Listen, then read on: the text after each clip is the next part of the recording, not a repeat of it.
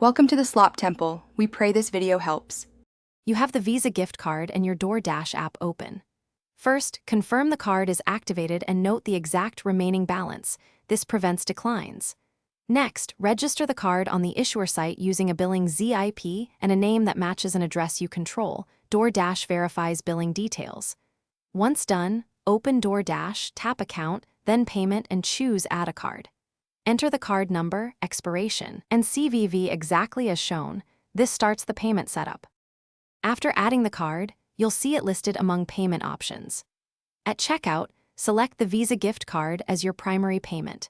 If the order exceeds the card balance, make sure to choose split payment or add a secondary card for the remainder. Doordash supports combining payment methods. You might see a temporary authorization for a small amount. That's normal and confirms validity. Confirm the order and monitor the final charge so you don't accidentally overdraw the gift card balance.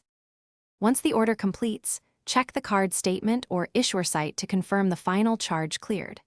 If the payment fails, immediately verify the balance and that the billing ZIP and name match what you registered. Small typos cause declines. If the balance is low, use split payment to cover the remainder or add another card before retrying. If Doordash shows an authorization hold or you see unexpected holds on the gift card, contact Doordash support with the order ID and your card's last 4 digits for resolution. Thanks for watching.